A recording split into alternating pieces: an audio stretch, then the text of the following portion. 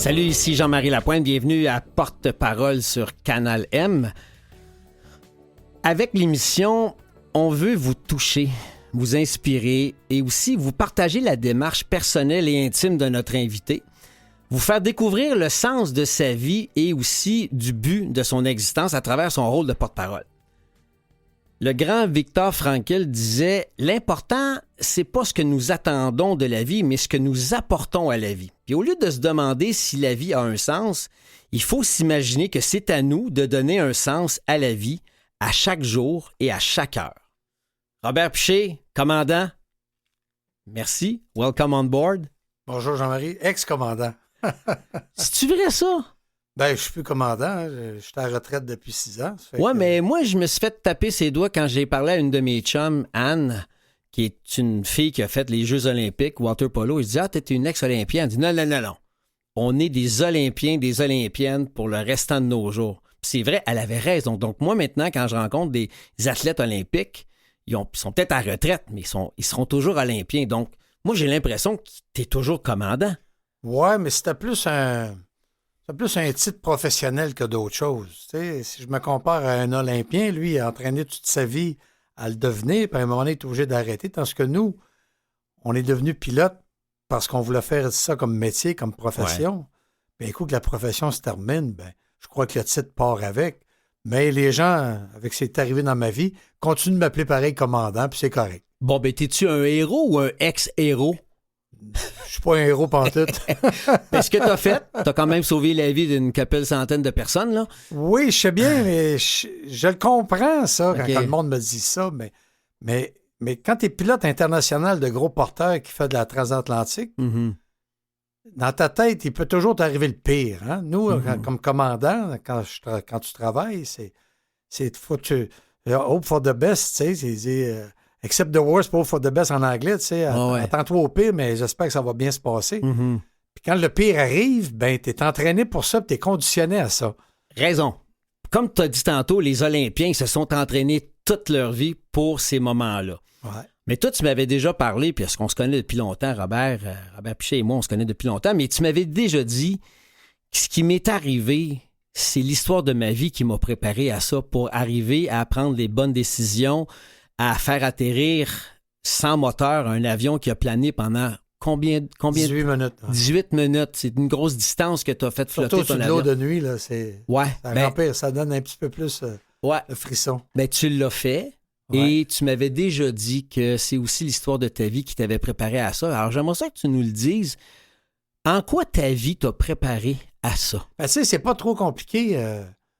Tu peux pas imaginer qu'un gros porteur dernière génération, dernier cri de la technologie, tu fais une transatlantique, puis tu perds tout ton carburant, puis tu te mets à planer comme un vulgaire planeur en plein milieu de l'océan Atlantique, de nuit. Non. C'est comme inimaginable.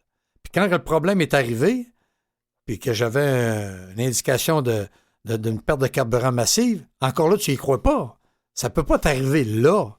Ça fait 4h30 que je vole, ça aurait pu arriver 1 heure après, j'aurais atterri à Mirabel. Jamais personne n'aurait entendu parler de moi.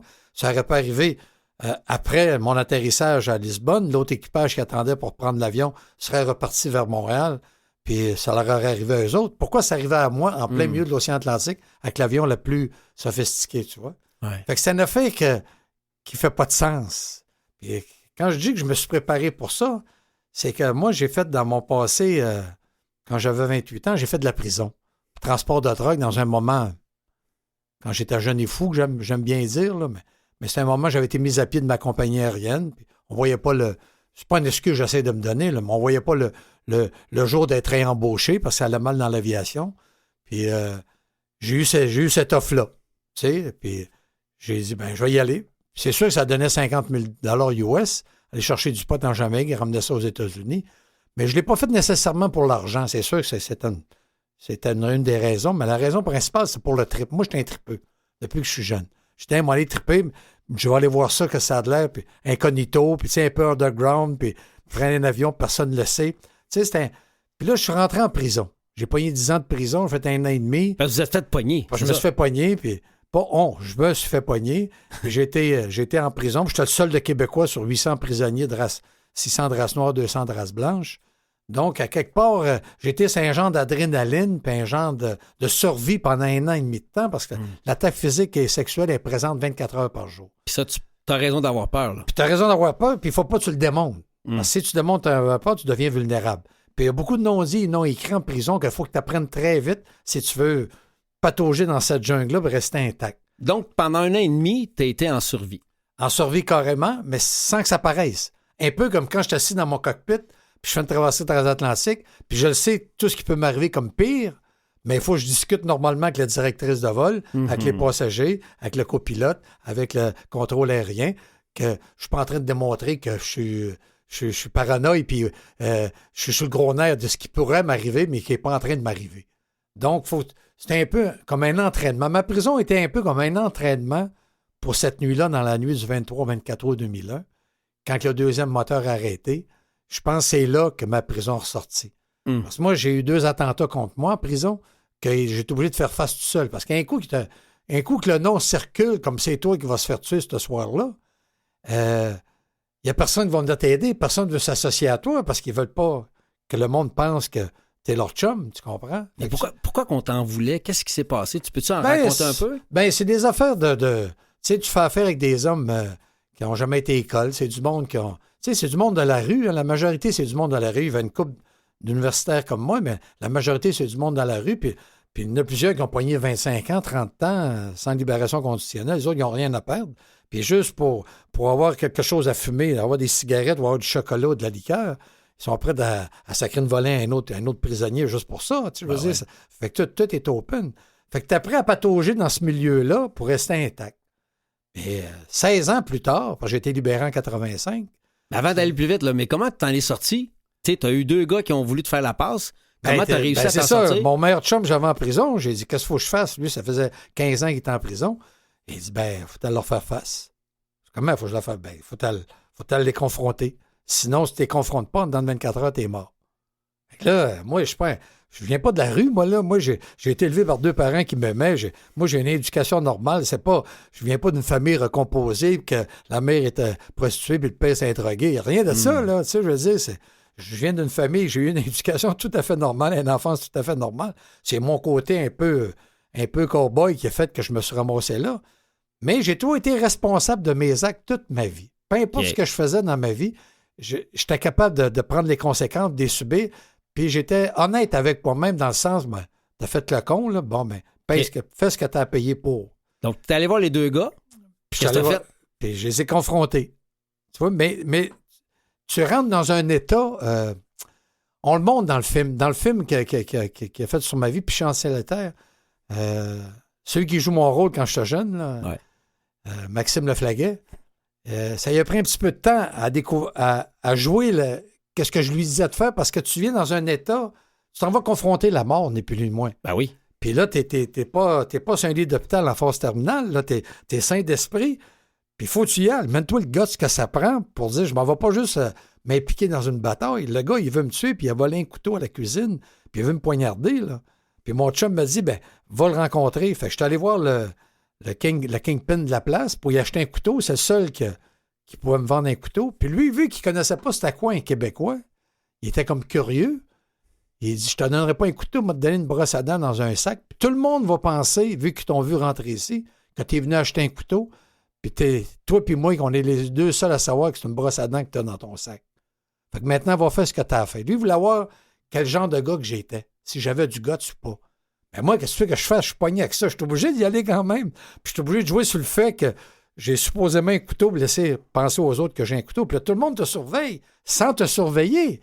Il y a un gars sur le coin, il y a un autre gars sur l'autre coin, il y a un gars dans le couloir, il y a un gars en avant de la chambre, de la porte de la cellule du gars que tu vas aller voir. Tu sais. Là, je rentre dans la cellule, puis ils sont 5. Là, moi, je sais que dans mes jambes, là, moi, je suis le gros nerf, mais tu viens dans un état. Tu sais, Jack Nicholson, quand il joue le Shining, là, puis il rentre dans la porte de la chambre de bain où la fille est cachée à coups d'âge, puis il sort la tête, puis tout le monde dit qu'il a atteint la folie. Là, dans son regard, j'ai dû atteindre la folie ce soir-là, parce que je m'en vais à l'abattoir, moi, là. Puis tout ce que j'ai à faire, c'est de confronter ces 5 gars-là. Fait que je rentre dans la cellule, parce que je ne peux plus reculer, parce que si tu recules, t'es fait. Fait que j'avais rentré dans la cellule, puis nous autres, quand on fermait la porte de la cellule, il y avait un bouton pour l'ouvrir. Ça prenait 3 secondes à ouvrir. Quand tu appuyais sur le bouton, ça prenait 3 secondes à ouvrir la porte, mais quand tu fermais, ça barrait. Moi, je rentre sans penser. Là. Je suis sur un autre. Moi, je suis un autre état d'esprit. Moi, je m'en vais à la mort, moi. Là. Ouais. Je ferme la porte. Je réalise que je viens de fermer la porte devant 5 gars, qu'il y en a un qui est prêt à me tuer. Mais ça a fait le contraire de ce que les autres s'attendaient que ça allait faire. C'est eux autres qui ont eu peur? Ben, ils se sont dit, c'est un fou. On ne connaît pas c'est quoi un Québécois. Il faut croire que les Québécois, c'est des fous. Gars, ils parlent français. Ils arrivent ici, ils sont 5, ils ferment la porte. À moins d'une innocente, il va se faire massacrer. On est mieux de ne pas y toucher.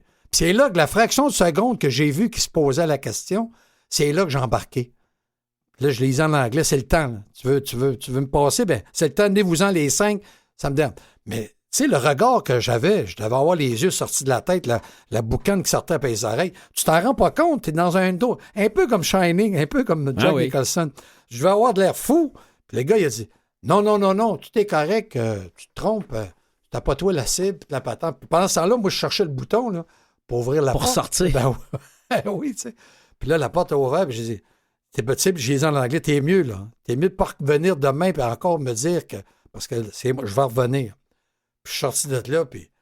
Fait que là, j'ai passé pour le gars qui avait les couilles grosses de même, puis qu'il n'avait pas peur de personne. Mais qui est plus fou que la folie. Plus fou que la folie. Fait que ça m'a donné comme un genre de respect. Tu me demandes comment j'ai fait pour passer à travers ça, ben c'est ça. Après, je me promenais, puis les gens savaient que s'ils m'assayaient, que je les verrais fou. Tu comprends? Mais moi, je ne sais pas quel regard que j'avais, mais les autres, ils m'ont vu. Tu comprends? Aïe, aïe. Ouais. Donc ça, t'as quand même regardé la mort potentielle en pleine face. Ouais. C'est ça aussi qui est derrière les commandes d'un avion et qui mais est prêt... ça, c'est le subconscient l'a pogné. Ah ouais. Tu sais, on marche beaucoup par subconscient dans nos fraternités. Là. Ouais. Ben, le subconscient l'a pogné. Peur de mourir, adrénaline pour faire face à la mort, puis réussir à t'en sortir sans rien qui t'arrive.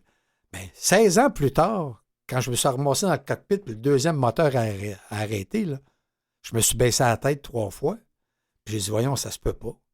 3 fois, j'ai dit, ça se peut pas. Ça se pouvait pas que j'ai travaillé si fort pour reprendre ma place dans la société. Puis là, je suis sur l'avion la plus sophistiquée au point de vue technologique. Puis je suis en train de planer comme un vulgaire planeur avec 305 personnes à bord. Je paye 155 tonnes, puis je suis à 160 km du prochain bout de terre. C'est une situation complètement irréelle. Il n'y a pas ça dans un simulateur, hein? Mais non, ça se peut pas. C'est là que le subconscient a dû me dire, inconsciemment, Hey, attends un peu, bonhomme. J'ai un dossier, moi, là, peur de mourir, adrénaline, puis t'en sortir. C'est là qu'il m'a redonné mon adrénaline, puis c'est là que j'ai lâché une coupe de mots québécois, une coupe de sac en voulant dire « Ouais, c'est comme ça, comme quand je suis rentré dans cette cellule-là. » J'ai dit « Ouais, c'est comme ça, mais je vais y faire faire, puis s'il faut que je me batte jusqu'à temps que je touche la vague, puis je peux sauver un passager, je vais me battre jusqu'au bout. » Puis cet état d'esprit-là fait que je me suis ramassé au fur et à mesure proche de l'île. Puis quand j'ai su que je pouvais me rendre à l'île, l'adrénaline continuait à monter. Puis quand j'ai su que c'était même pas sur l'île, que je pouvais procéder à la tentative d'un atterrissage, mais l'adrénaline est venue au maximum. Tu comprends-tu? Puis je te le dis, Jean-Marie, on est tous les deux pareils, toi et moi, on est deux frères. L'adrénaline que j'ai sentie pendant ce petit 3-4 minutes-là, là, je voulais pas redescendre de là. Ça, c'est le meilleur. Il n'y a pas une drogue qui a accoté ça dans ta vie. Il n'y a pas une femme, puis il n'y a pas une drogue qui a accoté ça. Mais là, comment tu te remets, aujourd'hui on est en 2023, comment tu te remets de cette hyper intensité-là où tu es entre la vie et la mort, puis tu es quand même en pleine possession de tes moyens, puis tu as toute ta tête, tu n'es pas sous l'influence d'une substance, d'une pilule ou quoi que ce soit. Non. Comment tu retrouves à avoir du bonheur et du plaisir à être dans une vie tranquille et ordinaire? C'est le respect. Le respect de la situation. Quand tu es capable de le décortiquer comme je viens de le décortiquer, puis je pourrais aller plus en profondeur que ça, mais c'est un respect. Tu sais, le monde me dit, ouais, mais ton adrénaline, là, tu dois avoir tenté d'y retourner. Tu sais, qu'un gars qui fait main jointe, prend une ligne, ou sort qu'une femme, puis l'autre femme est plus belle. Tu sais, tu veux toujours aller plus loin là-dedans. Tu veux toujours avoir un genre d'évolution pour aller chercher le meilleur rail. Ouais. Mais moi, j'ai, comme le psy américain me dit, tu as eu le plus haut rail naturel qu'un être humain sur la Terre ne peut pas avoir. Il dit, je pourrais même te comparer à ça à Neil Armstrong quand il a l'uni son module sur la Lune. Mhm. Tu comprends-tu? Mhm. C'est des affaires, c'est des chances. Tu sais, je suis privilégié que dans ma vie, de gars qui est tripeux, comme je te disais au début de l'entrevue, que les deux fils se sont touchés. Le cerveau gauche, le cerveau droit se sont touchés, que le rationnel et l'irrationnel se sont mariés, puis ça amène l'être humain à faire des choses extraordinaires. Et là, tu parles du respect. Tu respectes quoi exactement? Je respecte la vie. Je respecte que la vie m'a été donnée. Moi, je vis sur du temps emprunté présentement. Ah. Je respecte le fait que j'ai eu cette chance-là de connaître ce bonheur-là, cette adrénaline-là, qui m'a permis de me sortir de ce pétrin-là, tu comprends? Mhm. Mais si tu me disais, quand je suis sorti de prison, fais-toi-en pas, un jour, j'aurais dit, j'en doute un peu, parce que toutes les portes étaient fermées quand je suis sorti de prison. Mais c'est ça qui m'est arrivé dans ma vie. Si on t'avait dit à la sortie de ta prison, un jour, tu vas être un héros national, on va te vénérer, tu vas devenir... Et tu vas voler un avion super sophistiqué, puis on va dire, hey, écoute, là, T'en as fumé du bon. t'en fumes du bon. Viens-t'en, on va en fumer ensemble, tu comprends? Ah ouais. Mais c'est exactement ce qui s'est passé. C'est pour ça, dans les partages de nos fraternités anonymes, Ouais. j'ai une certaine crédibilité quand je parle de même. Ben oui. Tu comprends? Parce que ça me donne le pouvoir à l'autre de dire, ben peut-être moi aussi, je peux m'en sortir si lui s'en est sorti. Parce que t'es quand même pas d'une autre planète, t'es un être humain comme tout le monde qui nous écoute, qui nous regarde. Donc, on a ça en nous. Ouais. Et cette résilience-là, t'en as fait cadeau. Ouais. Et quand tu parlais au début de l'émission, le sens de la vie, Ouais. ben moi, quand le deuxième moteur a arrêté, là, le sens que j'essayais de donner à ma vie à ce moment-là, comme tous les autres êtres humains essayent de faire, il a disparu. Parce que je vais mourir dans 10 minutes. Ça ne fait pas de sens ce qui est en train de m'arriver. Donc, le sens que j'ai essayé de donner à ma vie ne fonctionne pas parce que je vais mourir dans 10 minutes. Mais quand le sens de la réalité de la vie disparaît chez l'être humain, la seule manière qu'il y a de s'en sortir, c'est d'aller chercher une poussée d'adrénaline qui va l'amener plus loin qu'un être humain normal. Tu sais, il faudrait que je recherche le nom, mais quelqu'un qui a déjà dit, un grand penseur, il a déjà dit, le héros, il n'est pas plus héros que l'être normal, il l'est 5 minutes de plus. Ah ouais? ouais? C'est simplement ça. Je l'ai été 5 minutes de plus que la normale à cause de mon passé. Puis un genre d'entraînement, je peux appeler ça comme ça, un genre d'entraînement que j'ai eu à faire face à cette. Mais la question 1000 pièces, pourquoi moi? Ça, c'est la question 1000 pièces. T'as-tu trouvé la réponse? Pas encore. 22 ans plus tard, pas encore. Pourtant, t'as quand même évoqué des pistes de réponse. Il y a eu un documentaire sur toi. Paul Larocque l'avait présenté à TVA l'année passée, je pense. Puis t'étais en train de penser à certaines pistes de réponse. Ouais. Qu'est-ce qui pointe? La 12e étape. Aider l'autre qui souffre d'un problème de dépendance. Et ça, le fait d'avoir sauvé ces gens-là, tu es devenu, oui, un héros national, plus grand que nature, mais c'est ce qui t'habite. L'émission s'appelle Porte-Parole, mais t'es porte-parole. T'es porte-parole des démunis, des poqués, des dépendants, des alcooliques, toxicomanes, et t'es porte-parole de la résilience, de donner un sens à sa vie, donner un sens à sa souffrance. Ça, c'est une Moses de belle mission. C'est une belle mission, puis je réalise que je le fais. Mais je le fais pas encore assez à grande échelle. C'est pour ça que j'accepte de venir te parler. Des micros, j'accepte d'en parler à la radio, à la télé, parce que la crédibilité que les gens me donnent à cause de l'atterrissage, puis le côté héroïque qu'ils en ont fait, mais quand je parle, les gens écoutent parce que je dis ma vérité. Je dis mon problème. Puis si je peux... Tu sais, des fois, je suis en train de mettre de l'essence dans ma voiture, quelque part au Québec, je suis jamais allé là, puis je n'irai jamais là de ma vie.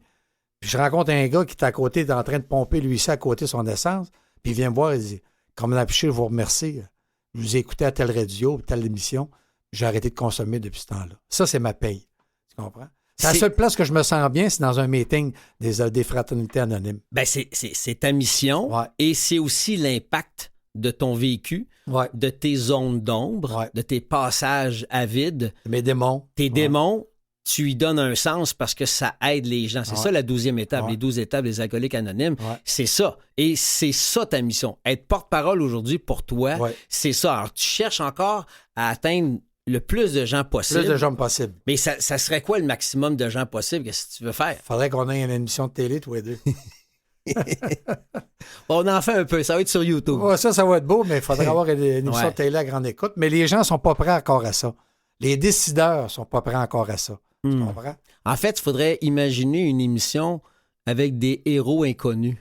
Des gens qui font des choses extraordinaires, mais qui auraient un impact à être connus davantage. Un peu dans le sens de ce que tu fais. Tu sais, je fais beaucoup de conférences corporatives, un peu comme toi. Là. Ouais. Puis des fois, il y a un gars qui vient me voir après. Dernièrement, j'en ai eu une, là, peut-être 3 semaines. Là. Puis après ça, ben, je reste toujours pour répondre aux questions, signer des livres, la patente. Ouais. Puis il y a un gars qui est venu me donner la main, puis il a parti à rire, il dit « Merci ». C'était un gars qui avait fait du temps. Je pourrais mettre ma main dans le feu. Il a fait du temps, mais il ne peut pas en parler. Tu comprends? Parce que moi, dans ma conférence, j'en parle. Moi, je peux en parler. Je suis le commandant Piché. Tu comprends? Les gens acceptent que j'en parle. C'est ça la beauté de la chose. Parce que ça a été dévoilé sans mon autorisation dans les journaux. Oui, mais tu en as fait une affaire positive. Oui. Et aujourd'hui, tu es un héros aussi parce que tu as été en prison puis tu t'en es sorti puis tu es devenu un citoyen exemplaire. Ouais. Mais lui, le gars qui est venu te voir, il y a encore beaucoup de risques à dire à voix haute qu'il a fait du temps. Il veut pas, parce que lui, il s'est repris en main, il a une bonne job, il élève ses enfants, toute la patente, mais il peut pas en parler. Mais il est content de voir quelqu'un qui peut en parler. Donc, par procuration... Puis il est content de me le dire, en plus, de me le faire savoir, tu sais, de me le faire... de me le dire doucement à l'oreille que je suis le seul à le comprendre. Puis par procuration, c'est comme si lui, un peu, il s'affranchissait de c'est sa... C'est ça. Au moins, il disait à quelqu'un. De sa période. Pour une fois, il peut le dire à quelqu'un, puis ça le mettra pas dans le trouble. Tu sais. Tu parlais de la 12e étape, tu parles de ta mission, tu es impliqué, tu as eu ta propre fondation, la fondation du commandant Piché, fondation David Chiasson avec notre ami Jean-Pierre Chiasson. Tu es impliqué dans ces maisons-là c'est des maisons de milieu de vie, en fait. Ouais. Le but, c'est de permettre à des gens qui sortent de thérapie de vivre ensemble parce qu'il y a bien des gens qui sortent de thérapie puis ils peuvent pas reprendre leur vie encore. Non. Donc, toi, ton rôle pour la fondation David Chiasson, c'est quoi? Mais mon rôle, c'est de rencontrer ces gens-là, encore une fois. Tu sais. Quand je suis allé visiter une des dernières maisons, là, avec mon ami Jean-Pierre, comme tu dis, puis notre ami commun, Patrick, tu sais. Le petit gars qui était là, il venait de rentrer, ça faisait une semaine, puis quand il a su que je m'en venais, il était tout énervé. Il m'a emmené mon livre que j'y signe. Puis il dit, là, je suis en train de vous parler, puis j'ai le poil qui lève ses bras. Mais Patrick, lui, il avait jamais vu ça. Tu sais, moi, je vis ça quotidiennement, pratiquement. Patrick Bordeaux. Ouais. Puis lui, il avait jamais vu ça, puis lui, il revient pas là, que juste rencontrer face à face, tu sais. Fait que je le vois bien que je deviens un genre, comme tu dis, de porte-parole pour ça. Mm-hmm. Mais il faut toujours dire la vérité. Faut que je dise ma vérité. Faut que je parle. Faut que j'essaie de passer le message de nos membres fondateurs des fraternités anonymes.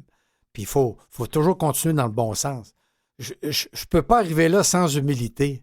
Parce que la maladie est plus forte que moi. Fait faut que j'arrive là avec une humilité, puis la faire ressentir l'humilité, pas parce que je joue le gars humble, parce que je dégage l'humilité, parce que c'est juste ça que ça prend. Tu sais, quand même, tu me dirais en tant qu'héros, l'adrénaline que tu as ressentie, on en parlait tantôt, je ne pourrais pas y traverser le boulevard métropolitain à 5 heures le vendredi soir, les 2 yeux fermés, puis être sûr et certain avec l'adrénaline que je ne me ferais pas frapper. Tu comprends? Ben non. Ça, ce serait dire, vu que j'ai réussi cette affaire-là une fois dans ma vie, je suis capable, je suis invincible. Mais non, je ne suis pas invincible. Il y a une fois, je suis devenu invincible à cause des circonstances de la vie qui m'emmenaient là, puis qui m'a porté à faire ça. Mais pourquoi moi? C'est pour ça que je te parle de la fondation, les 12 étapes, puis la 12e étape, puis aider les gens qui souffrent. Toute cette implication sociale-là que tu fais maintenant, ça découle aussi du fait que tu as arrêté de consommer, que tu as été un pilote émérite, un commandant, tu as été décoré, un héros national. Ça, c'est tout est beau, là. C'est dans ta vie. Mais quand tu fais de l'implication, puis quand tu fais ces partages-là, puis tu rencontres des gars puis des filles qui souffrent, qu'est-ce que ça te rapporte à toi? Ça me rapporte parce que je suis pas jugé. Il n'y a personne qui me juge. Moi, je rentre dans une salle de meeting, là, des fraternités anonymes, puis personne ne peut se lever et dire « Hey, toi, Piché, ce que tu viens de dire là. » Ben non, on est tous pareils. On a tous cette maladie mentale-là qui est l'alcoolisme ou la toxicomanie. Tu comprends? Parce que moi, comme tu dis, tout est bien beau aujourd'hui. Là. Ouais. Je pilote émérite. Mais moi, ce que je voulais quand j'étais jeune, c'était être un bum. Parce qu'un bum, c'est bon avec les filles. Tu comprends? Moi, ma quête, c'était prendre un coup, avoir du plaisir sur la terre et courir les femmes. C'était ça ma quête dans les années 70. J'étais un produit des années peace and love, moi. Ben oui. Tu comprends? La drogue commençait, les femmes couchaient, tu sais, à prendre la pilule, puis il n'y avait plus peur au lendemain. Mais je faisais partie de cette génération-là, tu sais. La musique commençait à être importante dans nos vies, puis, tu sais, les Beatles, tu sais, tout ce gang-là, tu sais, je veux dire, c'est... Donc, tu voulais une vie de totale liberté en étant un bum. C'est ça. Tu voulais ça. Ouais. Wow. Parce que faire la bonne chose de la bonne manière en étant le bon petit gars, ça m'intéressait pas. Pourtant, j'ai mes deux frères plus vieux que moi qui sont avant moi dans ma génération. Eux sont comme ça. Tu comprends? Et ils ont fait les choses qu'ils avaient à faire. Ils sont dans l'université. Ils ont fait un parcours linéaire, puis en montant, puis ils ont construit leur carrière. Mais moi, j'ai été comme ça toute ma vie dans ma carrière. Moi, j'ai été sinueux dans ma carrière. Tu sais, quand j'ai pris ma retraite, là, ça faisait 45 ans, j'étais dans l'aviation, 65 ans. Ouais. Mais j'ai un collègue, là, que lui, on a suivi notre première licence de pilote ensemble quand on avait 17 ans. Puis on a pris notre retraite en même temps pour la même compagnie. Mais lui, là, il a eu un parcours normal. Il s'est marié avec un agent de bord, il a eu une couple d'enfants, il a progressé dans sa partie, il a construit, il a mis de l'argent de côté, puis il est arrivé à 65 ans, il était prêt à prendre sa retraite. Moi, j'ai couru les femmes, été à bras, fait de la prison, plus capable de travailler parce que je sortais de prison, fait 56 000 boulots pour pouvoir survivre. J'ai eu à peu près 12 sommes dans ma vie, sérieux, tu sais. J'ai eu 3 enfants, 3 femmes différentes. Mais t'arrives au bout du 45 ans, on est tous les deux à la même place, tous les deux la même position, tous les deux pour la même compagnie, puis tous les deux avec un peu d'argent. OK. Lui, il doit se dire, coudonc, c'est-tu moi qui ai été correct dans ma vie ou c'est lui? Mais tu changerais-tu de place avec? Pas tout, tu comprends? Mais lui, peut-être qu'il changerait avec moi. Parce que quand il me voyait à Québécois, ça, c'est à go, les gars se disaient, ben non. Tu sais, des fois, les gars se restreignent parce qu'ils ont peur de perdre ce qu'ils ont eu jusqu'à date. Moi, j'ai jamais eu peur de perdre ce que j'ai eu, tu sais.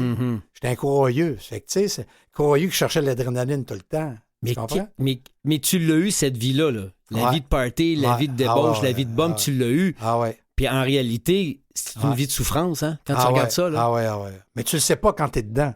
Non. Quand t'es dedans, tu penses que tu l'as la patente. Parce que toi, tu l'as l'affaire. Tu te mets plus dans la marde, mais c'est pas grave, demain, on verra. Tu comprends? C'est fou de même.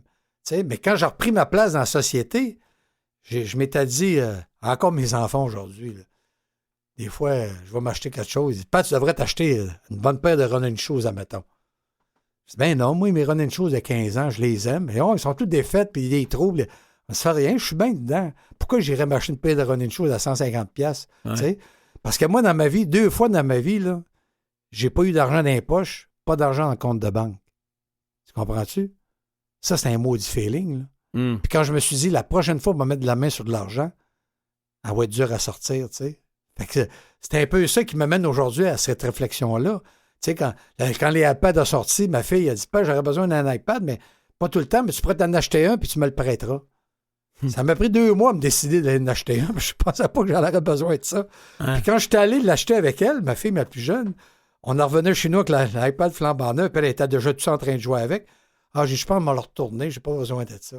Pour te dire, hein, ça dépend. La vie, quand tu arrives à un certain âge, est forgée avec tes bons et tes mauvais côtés, tes bons coups, tes mauvais coups, ta peine, puis ta misère, ta souffrance, ta joie, ton bonheur, puis tout ça est mélangé ensemble, mais l'être humain, on essaie de se souvenir juste de ce qui nous a rendus heureux. Ou les bons coups qu'on a fait. Les mauvais. Tu sais, c'est comme un gambler. On côtoie des gamblers, toi puis moi. Oui. Hein? Lui, il va te parler des bons coups qu'il a faits, mais il ne te parlera jamais des mauvais coups qu'il a faits. C'est comme Pourtant, les mauvais coups font partie de ses bons coups. Puis si tu faisais le calcul, pas sûr qu'il a fait. Pas sûr qu'il est au-dessus de c'est ça. Il est au-dessus de la moyenne. Je pense qu'il en a perdu quand même pas mal. C'est drôle que tu as dit quelque chose quand tu rentres dans une salle de meeting, c'est que tu rentres puis t'es pas jugé. C'est vrai, on fait partie de la même famille. Hein? On a toute la même maladie de la dépendance. T'es pas jugé. C'est drôle parce que tu dis, moi, je rentre là-dedans, ça me fait du bien parce que je me sens aimé, je me sens pas jugé.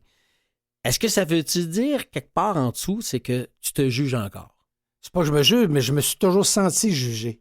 Ah! Tu comprends? OK. Et j'ai rencontré une fois dans un meeting des fraternités, un jour, un gars que ça faisait 20 ans que je n'avais pas vu, puis qui travaillait à Québécois dans le temps.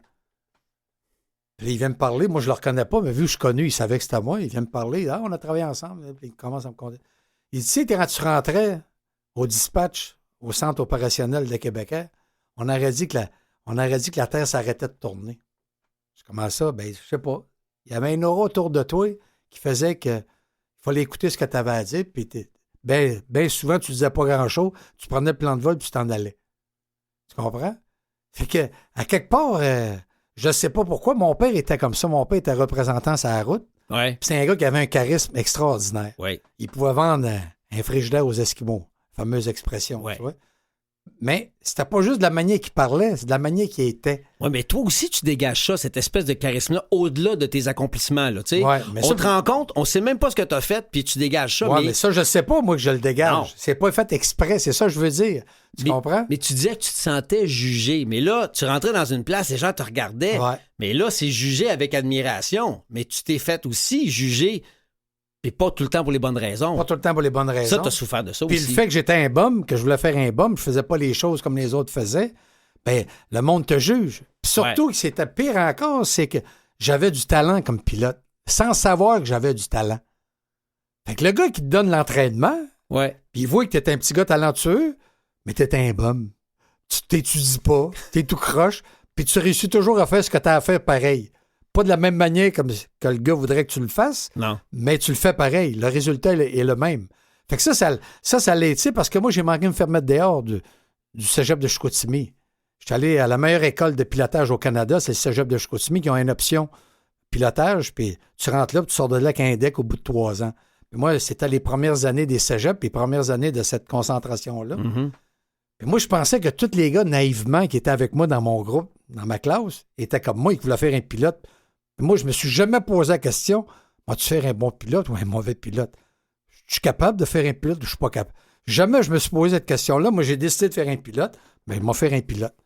Mais moi, je ne savais pas que le gars qui m'entraînait, l'instructeur, voyait bien que j'avais du talent, Ouais. mais il voyait bien que j'étais un bum, que je ne fitais pas dans la gang avec les cheveux courts, puis les gars qui ne couraient pas, puis étudiaient.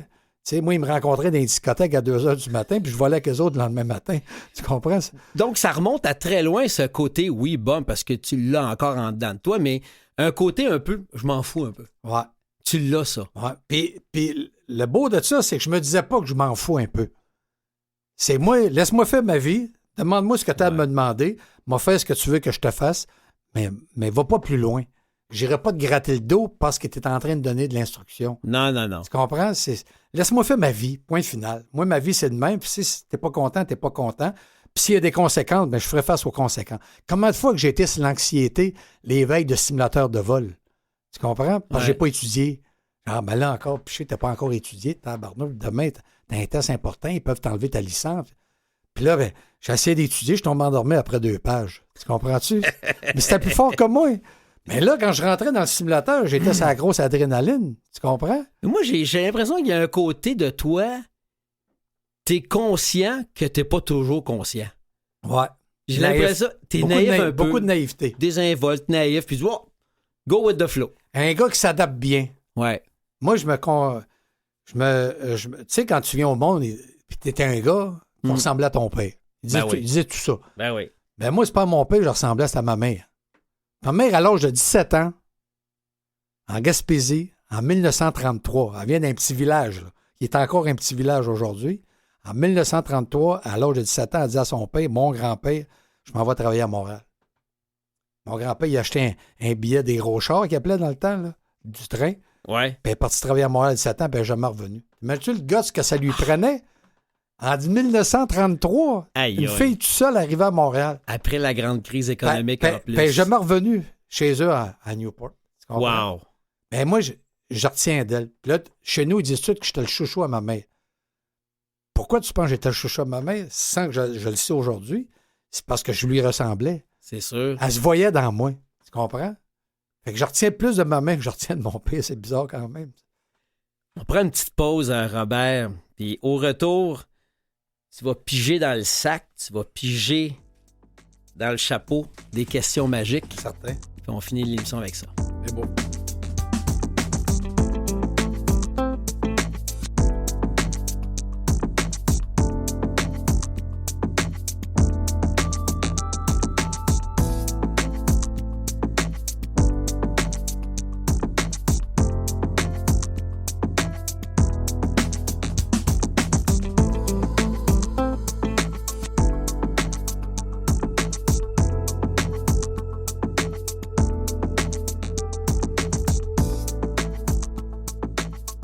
Vous êtes à l'antenne de Canal M pour l'émission Porte-Parole. Ici Jean-Marie Lapointe. Je suis avec Robert Piché, celui qui ne veut plus se faire appeler commandant Piché, mais en même temps, on l'appelle encore commandant par respect, puis aussi parce que c'est tout un honneur de passer du temps avec toi. Nous, ça fait longtemps qu'on se connaît, mais j'ai l'impression qu'à chaque fois qu'on se voit, on se permet d'être qui on est, puis d'aller tout de suite dans le vif du sujet. Il n'y a pas de bullshit ensemble. Pas en tout. Ça, j'aime ça.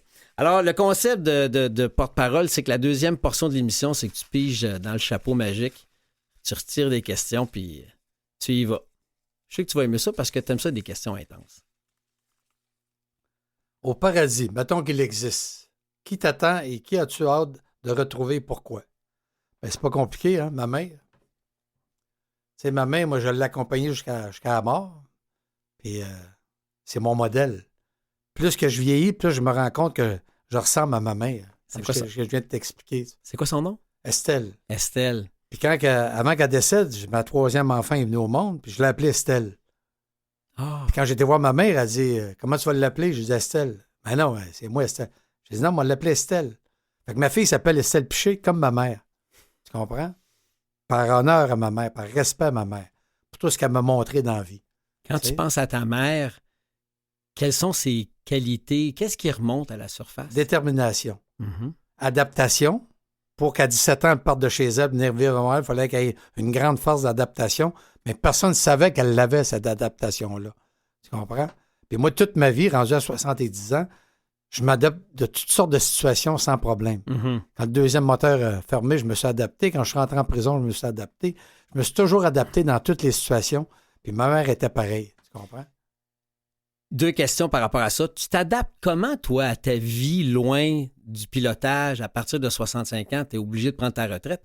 Tu t'es adapté à comment, toi, à ta nouvelle vie? J'ai pas eu besoin de m'adapter parce Non. que l'aviation faisait partie de ma vie, comme tout le reste fait partie de ma vie OK. quand j'ai pris ma retraite. C'est juste je vais te donner un exemple. Comme ma dernière est partie de chez nous, Mm. ben, il fallait qu'elle parte de chez nous. Elle est partie de chez nous, puis la vie a continué. J'ai pas pensé le soir chez nous en disant, ben là, ma dernière est partie, puis je suis rendu à tel âge, puis il fallait que je m'adapte, puis je suis seul avec ma femme 24 heures par jour. Pas en tout. Ma fille est partie parce qu'il fallait qu'elle s'en aille, puis l'adaptation s'est faite automatique. Tu comprends? On dirait que je fais toujours deux vies parallèles. Je fais ma vie avec les autres. Mais t'es comme le poisson dans l'eau qui n'est pas conscient qu'il y a de l'eau. Ouais. J'ai l'impression que tu t'adaptes tout le temps sans même à te dire il faudrait que je m'adapte. Pas en tout. C'est exactement ça. La situation arrive parce qu'il fallait qu'elle arrive, puis je m'adapte à la situation. Puis si je suis en train de vivre cette situation-là, souviens-toi de la troisième étape, qu'on lui demande qu'est-ce qui est bon pour nous autres dans cette journée-là. Ben oui. Ben, dans la journée, ben ça, c'est ça qui m'arrive, ben je m'adapte. Point final. Des fois, je fais des gaffes. Puis les fois que j'essaie de ne pas m'adapter, puis j'essaie d'aller avec le flow, c'est là que ça ne fonctionne pas. Tu comprends? Non, mais c'est bizarre, pareil. Je reviens à Estelle, ta maman. Tu sais, si tu étais devant elle, là, présentement, qu'est-ce que tu lui dirais? J'aurais rien à y dire. Non. Ma mère, là, quand je suis sorti de prison, c'est la seule personne qui m'a accueilli. Puis elle m'a jamais demandé comment c'était en prison, et comment tu as fait pour t'en sortir. Juste son regard, l'amour inconditionnel, Mm-hmm. me suffit. À reprendre le bâton du pèlerin puis à refoncer dans la vie. Tu comprends? Parce que moi, toutes les portes étaient fermées. Là. Mm-hmm. Puis une scène, toutes les portes étaient fermées. Parce qu'elle est venue me visiter en prison, ma mère. OK. Ouais. Puis quand je suis rentré dans le gymnase, parce que des visites avaient lieu, elle m'a vu de loin, mais elle s'est mise à pleurer comme une madeleine. J'ai dit, Estelle, pas de ta faute, je suis ici, là. C'est moi le con, tu me connais? Tu sais comment je suis comme toi. Tu sais, j'ai foncé, puis ça n'a pas marché. Puis tant mieux si je suis ici aujourd'hui. Fais-toi-en pas, on va m'en sortir, puis on va m'en sortir plus vite que tu penses. On a passé trois visites ensemble, elle a arrêté de pleurer, puis elle a compris ma philosophie. Mm. Parce que ma mère, quand elle avait 12 ans, il fallait qu'elle étudie à Chandler, une autre ville un peu plus loin. Puis elle disait tout le temps à sa mère, je vais y aller. Puis sa mère s'est arrangée pour qu'elle aille y aller. Puis ça faisait 2 jours qu'elle est arrivée. Puis ça faisait plus son affaire. Elle s'est sauvée. Elle a sauté dans un char sur le pouce. Hey, je te parle des années 20, là. Elle est partie dans un char. Puis le gars l'a ramené à Newport. Puis elle a cogné à la porte chez eux. Puis elle a dit, sa mère, tu fais ici? Puis elle a dit, ça me tente là-bas, je veux plus y aller. Tu comprends? C'est ça. Pourquoi que ma mère était débrouillarde de même? Elle doit, je sais pas, tenir d'un arrière-grand-père, d'une arrière-grand-mère, que dans ce temps-là, il fallait vraiment survivre en Gaspésie dans les années 1890. Ça ne doit pas être facile, vivre, là. Hey, tu peux bien l'admirer, Ouais. mais en même temps, tu peux bien vouloir garder le silence parce que juste de voir ta mère, le regard, l'amour inconditionnel, mais aussi, y a-tu quelqu'un qui te comprend plus à la terre qu'elle? C'est très difficile de comprendre une personne humaine tant aussi longtemps que tu ne peux pas t'associer à elle. Mm-hmm. Tu comprends? Comme quand on fait des partages dans les réunions de fraternité anonyme, c'est sûr qu'on explique notre problème, notre maladie, nos démons, puis on explique la méthode. Mais il reste toujours que ils connaissent pas la personne qui est en train de le dire, tu sais. Non, mais je pense qu'avec ce que tu nous dis sur elle, puis ce que tu nous dévoiles sur toi, je comprends que vous n'avez pas besoin de vous parler. Ah, puis là, elle est ici à quelque part, là. Elle est en train de flotter autour, là. Elle rit de moi, là. Pas mal certain. Marie avec bienveillance. Elle doit être fière en maudit de son petit Robert. Si tu avais une baguette magique et qu'il était accordé un seul vœu, que serait-il? Ça remettre le monde à zéro. Un reset. Ouais. Tu ferais quoi? Qu'est-ce que tu veux dire remettre le monde à zéro? Un reset total. OK. Puis qu'on en reparte à zéro avec les erreurs qu'on a faites depuis 2223 années. Parce que ça n'a pas de bon sens ce qu'on vit présentement. Toi puis moi, là, on fait une vie normale. Ouais. Moi, j'ai une maison. Je vais rentrer chez nous le soir, je vais souper, je vais écouter la télé, je vais me coucher, je vais aller m'entraîner. Mais pas loin de chez nous, là, c'est la guerre. Pas loin de chez nous, il y a du monde qui crève de faim. Pas loin de chez nous, il y a du monde qui vit des intempéries puis vivent des catastrophes atmosphériques puis terrestres. Là. Ouais. Pas loin de chez nous. Avant, quand on était jeune, c'était à l'autre bout du monde, mais maintenant, là, c'est là. Tu comprends? Puis nous, notre vie est normale. On est né sur le bon bord de la planète. Tu comprends? Mais pourquoi qu'il n'y a pas une égalité à quelque part? Tu sais, il y en a qui font des milliards de profits, puis il y en a d'autres qui ont de la misère à avoir 2 piastres dans la journée. Tu sais, moi, j'ai été souvent en Inde, comme toi. Moi, j'ai été 5 fois en Inde. Puis le petit gars là, qui a besoin de sa pièce et demie, qui quête à tous les jours en vendant de la gomme, puis tu sais, puis que là, il n'y a plus de touristes, puis il n'a plus cette pièce et demie-là. Comment il fait pour vivre, ce petit gars-là? Là? Tu sais, avant, tu lui donnais 2 piastres, il lui donnait un paquet de gomme, puis il était bien content. Tu sais. Mais lui, là, il l'a plus parce que le touriste a tombé à zéro dans ces points-là. Fait que moi, si j'avais une baguette magique, là, je remettrais ça à zéro. Puis là, bon, OK, les boys, là, ont toute une tête sur les épaules, on sait comment ça fonctionne. Ben, on part. On part à zéro, puis on se met toute la gang, puis on se fait, un gouvernement mondial au lieu d'avoir un gouvernement dans chaque pays. T'sais. Puis on redéfinit le partage. Le partage, tu sais. Mais ta question, c'est une baguette magique. Ouais, c'est ça. Comment on le fait? Qu'est-ce qu'actuellement, dans ta vie, t'inspire le plus? Bien, ce qui m'inspire le plus, Jean-Pierre Chiasson. Jean-Pierre Chiasson? Ben oui. Le doc Chiasson, il t'inspire? Il m'inspire, tu comprends? J'ai un de mes chums là, qui est pompier à la Ville de Montréal, puis ça fait 4 voyages qu'il fait en Ukraine. Il m'inspire, lui. Lui, tu sais. J'ai fait des levées de fonds avec lui. On est allé en Haïti bâtir des écoles, puis tout, tu sais. Lui, il m'inspire. Il prend de son temps pour aller donner du temps en Ukraine. Ça m'inspire beaucoup, tu sais.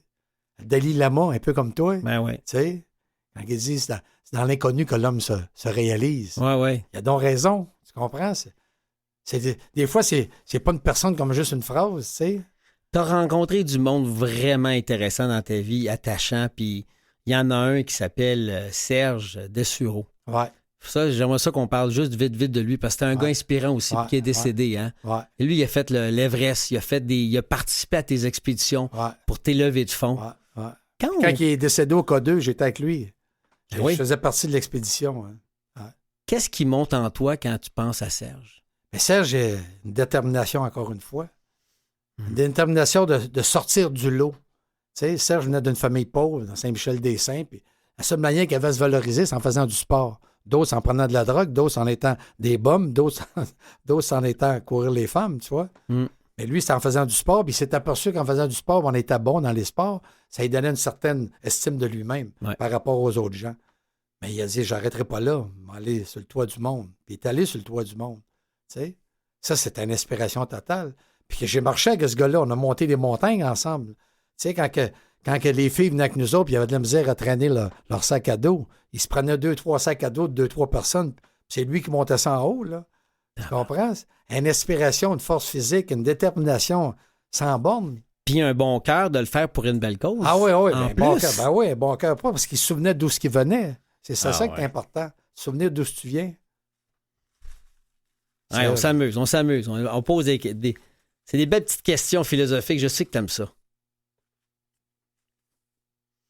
Qui a été la plus grande surprise de ta vie? La plus grande surprise de ma vie... Quand j'étais au cégep, moi, j'ai manqué de me faire mettre dehors, tu sais. À Chicoutimi, là? Ouais, une connerie en deuxième année. C'était pas à cause de mon talent, c'est parce que je ne suivais pas les règles. Qu'est-ce que t'avais fait? T'en Je voulais- souviens-tu? Je voulais faire un bum, tu comprends? Mais le samedi, ils te prêtaient un avion Ouais. pour aller faire un vol voyage qu'il fallait que tu aies tant d'heures de vol voyage tout seul. Fait que tu pouvais choisir ta destination, Bécomo, Montjoli, Montréal, Québec, peu importe. Mais il fallait que tu rentres, tu partes à 9 heures, il fallait que tu reviennes à 5 heures. Et moi, tu comprends? Revenir à 5 heures, pour moi, il y a une fille qui sortait, qui venait de la Malbaie, puis elle était chez ses grands-parents cette fin de semaine-là. Puis j'ai dit, m'allais faire une pause au-dessus de chez vous parce que je voulais sortir avec la fille, puis je m'allais l'impressionner, puis tu sais. Mais ça m'a fait que je suis rentré à 5h20. Tu comprends? Pas si pire. Mais le genre de gars que j'étais avant, vu que je ne fitais pas dans la gang, parce que j'étais sur la brosse, puis je courais les femmes, toute la patente, puis les autres étudiaient, puis c'est que tout le monde voulait me mettre dehors. Mais ce que je ne savais pas à ce moment-là, que je sais aujourd'hui, c'est qu'il ne pouvait pas me pogner sur mon pilotage. Parce qu'on a commencé 35 le cours, puis on a fini 11 au bout de 3 ans. Mais les 24 qui sont fait mettre dehors, c'est parce que c'était une lacune dans l'aptitude de piloter. Tu comprends? Ben moi, il ne pouvait pas me mettre dehors à cause de ça. Puis je réussissais mes cours académiques pareil. Ça accroche, mais tu sais, je réussissais ça à la ligne, mais je réussissais pareil. Fait qu'il n'y avait pas comme de manière de me mettre dehors. Quand j'ai fait cette connerie-là, ils ont passé un conseil de discipline pour juger mon erreur. Il n'y avait pas de conseil de discipline avant. Puis là, le conseil de discipline, c'était de me mettre dehors. Fait que j'étais rentré dans le bureau du chef instructeur. J'étais en 2e année. Puis il dit, là, tu fais tes clics, t'en vas chez vous. Mais là, moi, je ne peux pas m'en aller chez nous de même. Moi, là, écoute bien, là. Fait que là, je me suis assis, puis je l'ai convaincu de me garder. Puis il m'a dit, faut que tu passes ton examen qui s'en vient de commercial qui va te permettre de travailler dans les premiers. Moi, tu ne dis pas à un alcoolique à devenir, tu ne donnes pas une deuxième chance. Hein? Tu n'en manqueras pas. Non. Je suis arrivé 2e de la classe. Fait que toutes ces années-là, j'ai continué à être sur la brosse après, puis la patente, j'ai gradué. Pour partir de graduation, je suis allé le voir, puis j'ai dit, pourquoi moi tu m'as gardé, puis les autres, tu les as mis dehors? Mais là, j'ai 20 ans, je ne sais pas tout ce qui se passe. Moi, je suis naïf au bout. Puis il dit, un jour, je te le dirai peut-être, mais tu vas le savoir de toi-même. Oh! J'en parle dans mon livre, dans ma biographie. Wow. Tu vois. Puis à un moment donné, je fais une levée de fonds pour... Ça, c'est en 73. En 2010, je fais une levée de fonds de tournoi de golf, hein, pour ma fondation. Puis je suis au 9e trou avec les gars en train de jaser. Puis je vois ce gars-là passer, ça fait des années que je n'ai pas vu. Puis je dis, tabarnouche, c'est mon chef instructeur, j'avais au cégep, ça. Ouais. Fait que je m'en vais sur le green du skater avec un couple. Puis j'ai dit, tu fais ici, Marcel? Ben, je te suis, là. À travers ta fondation, puis je donne un petit 100$ à tous les années, patati patata. Ah, mais je te remercie. Puis là, je dis au couple qu'avec qui qu'il est, c'est grâce à lui que j'ai fini au cégep. La madame, elle me dit, ben oui, il nous a compté ça dans les 9 premiers trous. Ben, j'ai dit, Marcel, tu me dire pourquoi tu m'as gardé? Il dit, chaque élève au cégep, avec chaque instructeur faisait une fiche de pilotage sur chaque élève. Puis moi, mon instructeur voulait m'arracher la tête puis voulait me mettre dehors. Puis il avait marqué sur ma fiche « Handling above average ». Ça veut dire que j'handlais la machine plus haut que la moyenne. Mais le gars veut me mettre dehors, là. Puis il marque ça pareil sur la fiche. Il dit, quand on a voulu te mettre dehors, on a vu ce fiche-là. On ne pouvait pas te mettre dehors à cause... Mais là, on voulait m'arracher la tête pareil. Ouais. Fait que comment je l'avais, l'handling, pour qu'il marque pareil sur la fiche? Ça m'a surpris. C'est ça qui t'a sauvé. Ouais, c'est ça qui m'a sauvé. Mon talent que j'avais sans savoir que j'avais du talent. Ben, quelque part, il avait peut-être vu en toi le potentiel de passer à travers les tempêtes. Oui. Il Parce avait que ce peut-être gars-là vu. m'avait donné de l'instruction, puis en décollant de Montréal, qui était la grosse folie pour un jeune pilote de venir à Montréal avec les gros porteurs. Et comment? Au décollage de Montréal, il est tombé endormi. Hein? Il tombe endormi, il faut que je fasse la radio, je fasse tout. Puis, j'ai fait ce qu'il y avait. Encore là, je me suis adapté, puis j'ai fait ce qu'il y avait. Puis comme par hasard, il s'est réveillé en courte finale à l'atterrissage à Québec. Tu comprends? Above average, hein? Ouais. Et tout ça sans le savoir, c'est ça. C'est bon. Ah oui, bien c'est ça que je te dis. Et sans péter les bretelles pour autant. T'es conscient d'être inconscient. C'est ça, ouais. Le pire jour de ma vie, tu sais, C'est quoi le pire jour de ta vie? c'est pas compliqué, là. C'est quand je suis rentré en prison. Pas la première fois, la deuxième fois. OK.